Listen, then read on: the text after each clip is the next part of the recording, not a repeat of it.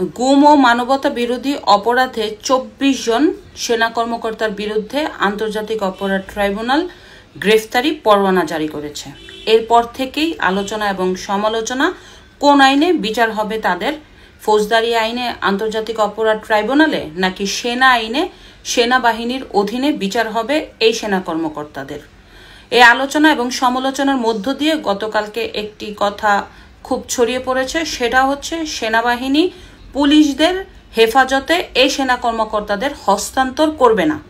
আজকে তা প্রমাণ হলো। ইতিমধ্যে আজকে স্বরাষ্ট্র মন্ত্রণালয় থেকে একটি ঘোষণা জারি করা হয়েছে, সেটা হচ্ছে ক্যান্টনমেন্টের ভিতরেই একটি ভবনকে অস্থায়ী কারাগার হিসাবে ঘোষণা করা হয়েছে। ওই অস্থায়ী কারাগারে থাকবে এই গ্রেফতারকৃত সেনা কর্মকর্তারা। আপনারা সবাই জানেন যে গুম ও মানবতা বিরোধী অপরাধে প্রায় 3 দিন আগে এই সেনা কর্মকর্তার বিরুদ্ধে যে গ্রেফতারি পরোয়ানা জারি করা হয়েছে, এদের মধ্যে 13 জন সেনা কর্মকর্তা এখনো কর্মরত আছেন সেনাবাহিনীতে। ইতিমধ্যে সেনাবাহিনী প্রায় 25 জনকে সেনা হেফাজতে নিয়ে নিয়েছে।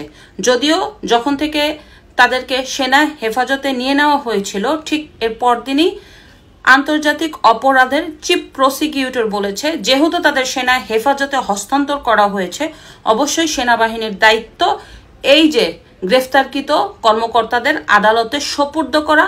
আদালত সিদ্ধান্ত নিবে এই সেনা কর্মকর্তাদের কোথায় রাখবে, পুলিশের কাছে হস্তান্তর করবে নাকি সেনাবাহিনীর কাছে। যদিও সেনাবাহিনী এ ব্যাপারে এখন দ্বিমত পোষণ করেছে, সেনাবাহিনী হয়তোবা আপনার সেনা হেফাজতে রেখে এই সেনাবাহিনীদের ক্যান্টনমেন্টের ভিতরেই যে আদালত আছে সেইখানেই তাদেরকে রাখবে। যখনই আন্তর্জাতিক অপরাধ ট্রাইব্যুনালে তাদের শুনানি হবে, তখন হয়তোবা সেনা হেফাজত থেকেই এই কর্মকর্তাদের অপরাধ ট্রাইব্যুনালে নিয়ে যাওয়া হবে এবং পরবর্তীতে আবার তাদের হেফাজতেই নিয়ে আসবে।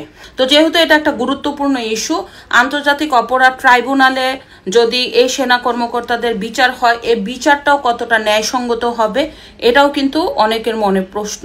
ইতিমধ্যে আপনারা জানেন যে 2013 সালে যুদ্ধ অপরাধীদের যখন বিচার করা হয়, এই বিচারে যুদ্ধ অপরাধীদের পক্ষে যে অ্যাডভোকেট লড়েছেন, সেই অ্যাডভোকেট হচ্ছে বর্তমানে আন্তর্জাতিক অপরাধ ট্রাইব্যুনালের চিফ প্রসিকিউটর। শুধু তাই না, জামাতে ইসলামের অনেক নেতাকর্মীরাই প্রত্যক্ষভাবে নিযুক্ত আছেন এই আন্তর্জাতিক অপরাধ ট্রাইব্যুনালে। সেইখানে এই সেনা কর্মকর্তাদের পক্ষে কতটা ন্যায়সঙ্গত বিচার হবে, এটাও একটা গুরুত্বপূর্ণ ব্যাপার।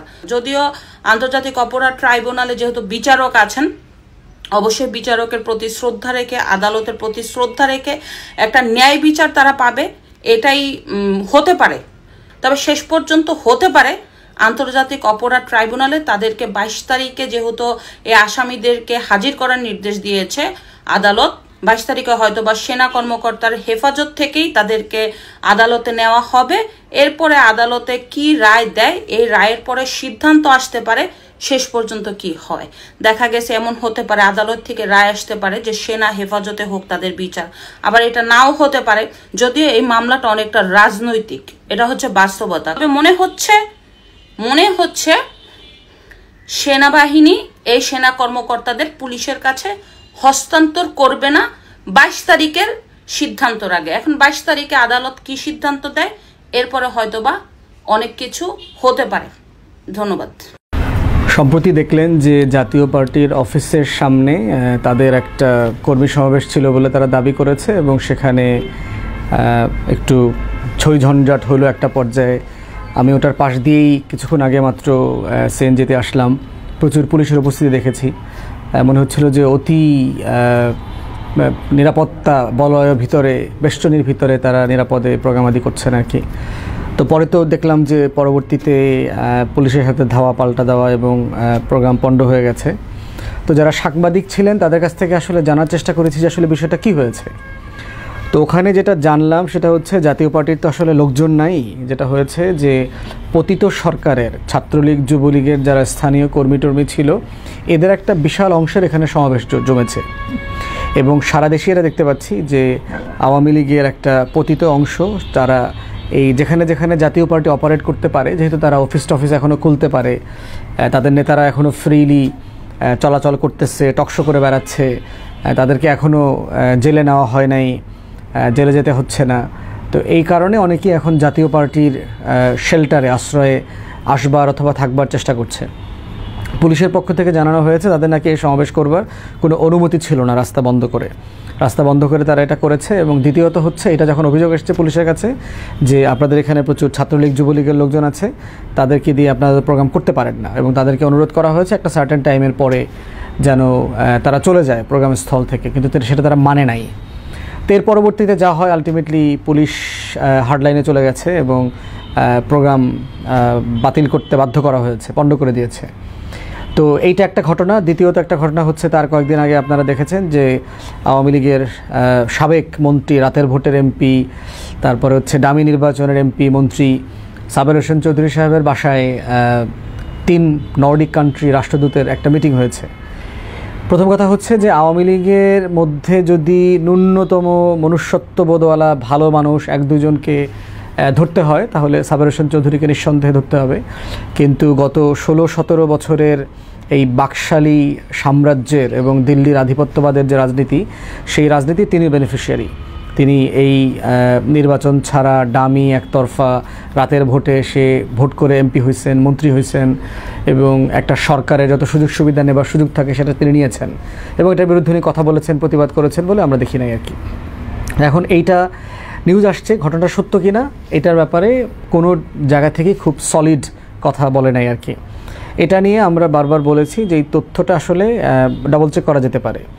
পররাষ্ট্র মন্ত্রণালয়ের পক্ষ থেকে 3 জন রাষ্ট্রদূতকে সিম্পলি চায়ের দাওয়াত দেওয়া দরকার, ডেকে জিজ্ঞেস করা দরকার যে আসলে এটা সত্য কিনা, ঘটনা কিনা, এবং সেটা ওনারা কোন ক্যাপাসিটিতে ওনার সাথে দেখা করেছেন।